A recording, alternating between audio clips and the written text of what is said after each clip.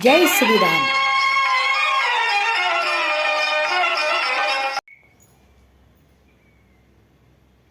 జై శ్రీరామ్. ఝాన్సీ ఆధ్యాత్మిక ముచ్చట్లకి స్వాగతం, సుస్వాగతం.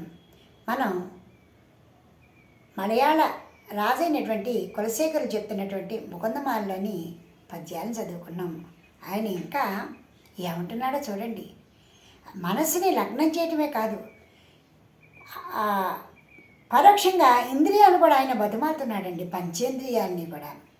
జిహ్వే కీర్తయ కేశవం మురరిపుం చేతో భజ శ్రీధరం వాణిత్వంద సమర్చయాచ్యుత కథ శ్రోత్రద్వయత్వం శృణు కృష్ణం లోకయలోచనద్వయ హరేత్ వాంఛాగ్రీక్మాలయం జిగ్రం ఘ్రాణముకుంద పాద తులసీం మూర్ధన్న మాధోక్షజం.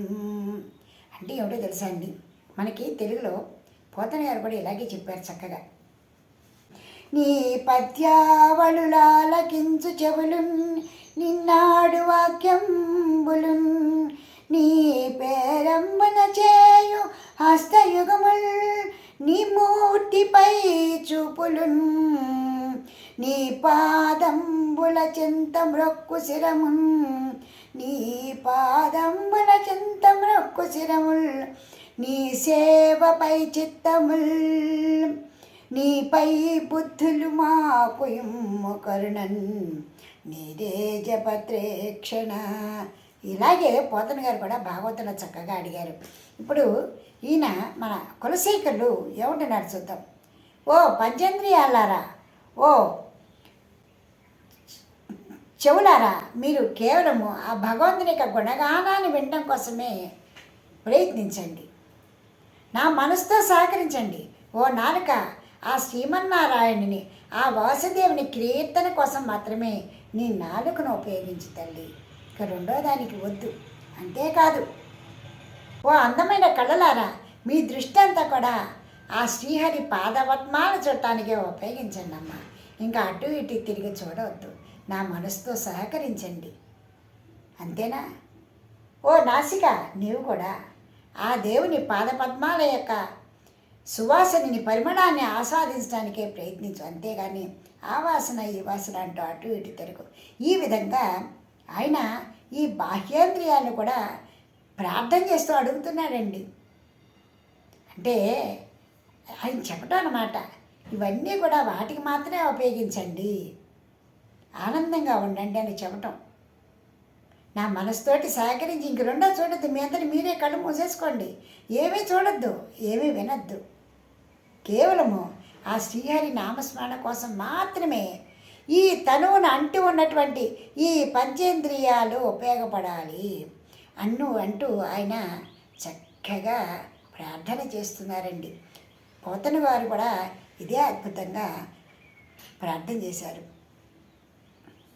హే లోకాః శృణుతు ప్రసూతి మరణ వ్యాధే చికిత్సామిమాం యోగజ్ఞా సముదాహరంతి మునయోయాం యాజ్ఞవల్క్యాదయః అంతర్జ్యోతిరమేయమేకమమృతం కృష్ణాఖ్యమాపీయతాం తత్పీతం పరమౌషధం వితనుతే నిర్వాణమాత్యంతికం.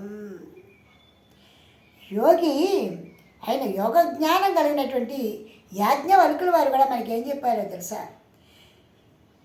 మనకి గొప్ప పరమౌషధాన్ని ఇచ్చారండి. ఏమిటో తెలుసా? కృష్ణ కృష్ణ, మనసులో కృష్ణ కృష్ణ అంటూ నామస్మరణ చెయ్యి. అది నీకు పరమౌషధము. శరీరానికి వచ్చేటువంటి బాధల్ని ఏదో విధంగా నీవు నివారించుకుంటున్నావు. కానీ మనసుకి పట్టినటువంటి బాధ నివారించాలంటే మనసులో కూడుకుంటున్నటువంటి ఈ ఆలోచనల వల్ల వచ్చేటువంటి బాధలు కానీ ఇక వేరే ఏ సంకల్పాలైనా కూడా ఇవన్నీ కూడా వ్యాధులే, మనసుకి పట్టిన వ్యాధులు. వీటన్నిటిని నివారించాలని ఏం చేయాలి తెలుసా? కృష్ణ కృష్ణ కృష్ణ, హే కృష్ణ హే ముకుంద అంటూ ఆ కృష్ణ పరమాత్మని స్మరణ చెయ్యి. ఆయన యొక్క దివ్య నామస్మరణి దివ్య ఔషధము. ఇంకా మించినది లేదు అంటూ ఆయన కూడా చక్కగా చెప్తున్నారు మనకి.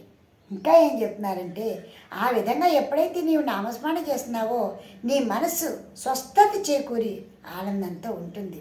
అంతేకాదు, హే మత్స్య, ఓ మానవ, పరమహితం పరమహితం, కృష్ణ కృష్ణ అంటే ఎంతో ఆనందం కలుగుతుంది కదా.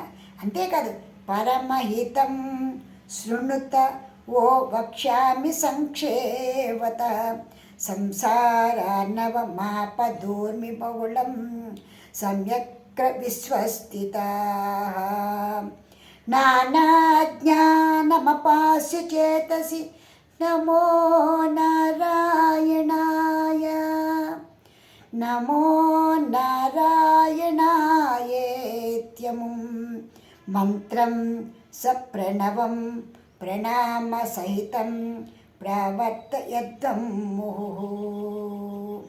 ఇందులో గొప్ప మంత్రాన్ని ఇచ్చాడండి ఆయన. హితకరమైన మంత్రము. హితకరం అంటే ఇష్టం వేరు, హితం వేరు. మనందరికీ కూడా శ్రేయస్సును చేకూర్చేటువంటి, హితాన్ని కూర్చేటువంటి మంత్రాన్ని ఇచ్చాడు ఆయన. ఓం నమో నారాయణాయ, ఓం నమో నారాయణాయ. ఈ సంసార సాగరము అనేటువంటి దానిని దాటాలంటే దిక్కులేక బాధపడుతున్నారా? ఏమక్కర్లేదు. ఓం నమో నారాయణాయ, ఓం నమో నారాయణాయ అనేటువంటి ఈ మంత్రాన్ని మీరు పదే పదే స్మరణ చేయండి. అదే ఈ సంసార జలధిని దాటించేటువంటి నావా. మీ మనసులో పదే పదే భావించండి. ఇంకా మీరు హాయిగా సముద్రం మీద పూల పాన్పుపై పవళిస్తూ ఈ సంసార జలధిని దాటి వెళ్ళిపోతూ ఉంటారు. ఓం నమో నారాయణాయ అని పలకండి చాలు.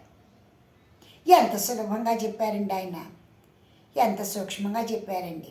ఈ విధంగా మనందరం కూడా ఆ దేవదేవుని ప్రార్థన చేసుకుంటూ, ఆ పరమాత్మనికి మొక్కుకుంటూ ముందుకు సాగుదాం. ఇంకా ఆయన మనకి ఏమైనా ఉపదేశం చేశారో అందరం విందాం.